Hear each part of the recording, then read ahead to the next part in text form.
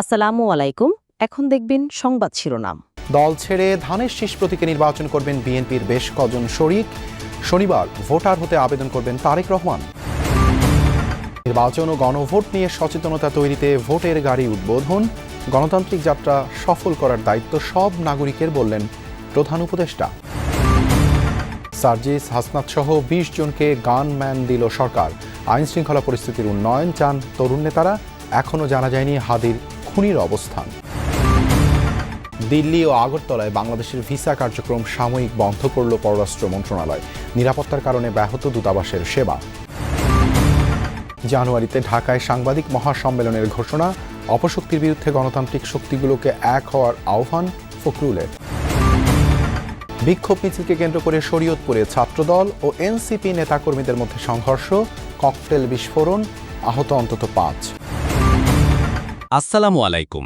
এতক্ষণ দেখছিলেন সংবাদ শিরোনাম, এখন দেখবেন বিস্তারিত। দল থেকে পদত্যাগ করে ধানের শীষ প্রতীক নিয়ে নির্বাচন করতে যাচ্ছেন বিএনপির শরিকদের অনেকে। যুগপৎ আন্দোলনের শরিকদের সাথে আসন ভাগাভাগিও প্রায় চূড়ান্ত করে এনেছে দলটি। ছাড়ছে মাত্র ডজন খানেক আসন। বিএনপি নেতারা বলছেন, সংশোধিত আরপিও অনুযায়ী নিজ প্রতীকে নির্বাচনের বাধ্যবাধকতার কারণেই এমন সিদ্ধান্ত। সরকার গঠন করলে পরবর্তীতে শরিকদের মূল্যায়নের আশ্বাসও দিয়েছে বিএনপি। দীর্ঘদিন ধরেই আওয়ামী লীগ সরকার বিরোধী যুগপৎ আন্দোলনে বিএনপির রাজপথের সঙ্গী সমমনা ২৯ দল। রাষ্ট্র কাঠামোর মৌলিক সংস্কার, নতুন রাজনৈতিক বন্দোবস্ত, গণতন্ত্রের উত্তরণে এসব দলের সবাইকে নিয়ে জাতীয় সরকার গঠনের অঙ্গীকারও করেছিল বিএনপি। ৩ নভেম্বর বিএনপির ২৩৭ আসনে প্রার্থী ঘোষণা করলে সামনে আসে যুগপৎ আন্দোলনের শরিকদের সাথে আসন সমঝোতার বিষয়টি। পরে দ্বিতীয় দফায় শরিক নেতাদের আসনসহ আরও কিছু আসনে প্রার্থী ঘোষণায় তৈরি হয় দূরত্ব। আমাদের সবচেয়ে অ্যাপ্রোপ্রিয়েট প্রার্থী তালিকা ধানের শীষ তাকে সাপোর্ট দেবে। বেশ কয়েক দফায় আলোচনার পর আসন সমঝোতা নিয়ে এই দূরত্ব অনেকটাই কমেছে বলছেন শরিক দলের নেতারাই। আসন ভাগাভাগির বিষয়টিও প্রায় চূড়ান্ত। দেশের ৬৪ জেলার ৩০০ আসনে ভোটারদের সচেতন করতে বিশেষ প্রচারণা শুরু করেছে অন্তর্বর্তী সরকার।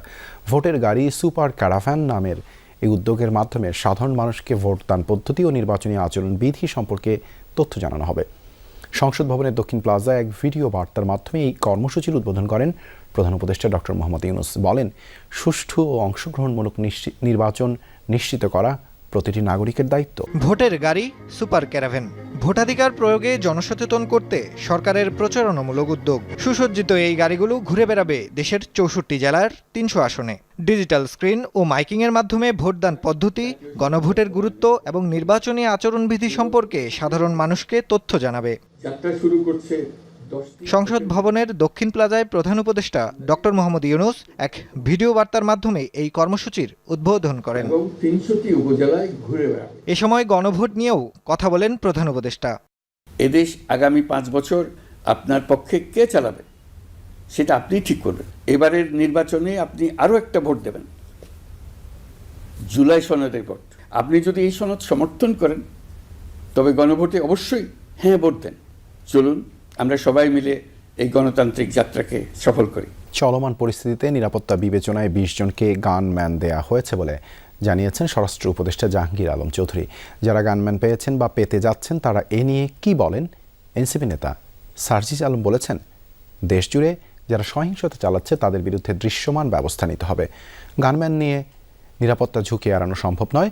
গণ অধিকার পরিষদের রাশেদ খান বলেন, আওয়ামী সন্ত্রাসীরা যেন জামিন না পায় সেদিকে খেয়াল রাখা জরুরি। নির্বাচনের তফসিল ঘোষণার পরদিনই ঢাকা ৮ আসনের স্বতন্ত্র প্রার্থী ওসমান হাদির ওপর প্রকাশ্য হামলার পর থেকেই নিরাপত্তা নিয়ে উদ্বেগ উৎকণ্ঠা। এরপর প্রার্থী, রাজনৈতিক নেতা ও জুলাই আন্দোলনের সম্মুখ সারির যোদ্ধাদের ব্যক্তিগত নিরাপত্তা নিশ্চিতে সিদ্ধান্ত জানায় অন্তর্বর্তী সরকার। এরই মধ্যে এনসিপির আহ্বায়ক নাহিদ ইসলাম, জুলাই আন্দোলনের সামনের সারির নেতা হাসনাত আব্দুল্লাহ, সার্জিস আলম, তাসনিম জারা সহ গণ অধিকার পরিষদের নুরুল হক নূর ও রাশেদ খান সহ বেশ কয়েকজনকে গানম্যান দেওয়া হয়েছে। নিরাপত্তার জন্য আবেদন করেছেন জামায়াতের আমির ডাক্তার শফিকুর রহমান, বিজেপি প্রধান ব্যারিস্টার আন্দালিব রহমান পার্থ, গণসংহতি আন্দোলনের জুনায়েদ সাকি, এলডিপি সভাপতি অলি আহমদ সহ বেশ কয়েকজন নেতাও গানম্যান চেয়েছেন সরকারের কাছে। গানম্যান পাওয়ার পর যমুনা টেলিভিশনের সাথে কথা বলেন সার্জিস আলম ও রাশেদ খান। তারা জানান দেশজুড়ে যারা সহিংসতা চালাচ্ছে তাদের বিরুদ্ধে ব্যবস্থা নিতে হবে আগে। দিল্লিতে বাংলাদেশ হাই কমিশন থেকে সব ধরনের কনসুলার ও ভিসা সেবা স্থগিত করা হয়েছে। পাশাপাশি আগরতলা সহকারী হাই কমিশন থেকেও ভিসা কার্যক্রম বন্ধ রাখা হয়েছে। সোমবার বাংলাদেশ হাই কমিশন থেকে দেয়া এক বিজ্ঞপ্তিতে বিষয়টি জানানো হয়।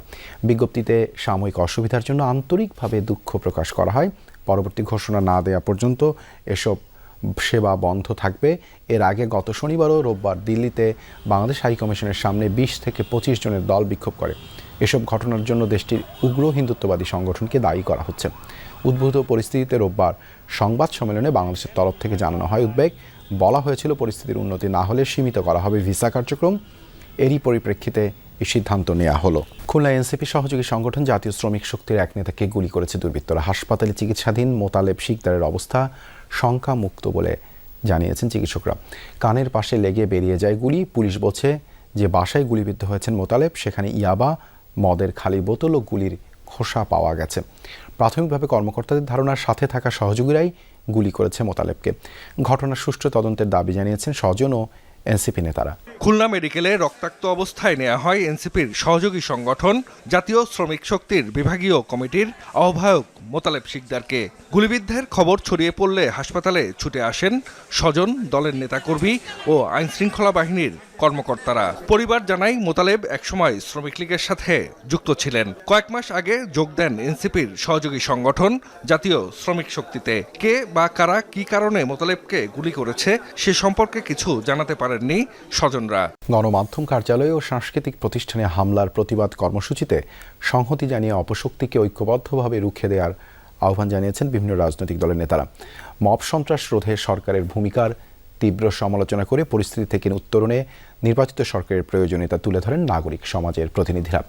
ডেইলি স্টার সম্পাদক মাহফুজ আনামের দাবি, শুধু ভবন পোড়াতে নয়, হামলাকারীরা সেদিন সাংবাদিকদেরও হত্যা করতে এসেছিল। অনুষ্ঠানে জানুয়ারিতে ঢাকায় সাংবাদিকদের মহা সম্মেলনের ঘোষণা দেন নোয়াব সভাপতি।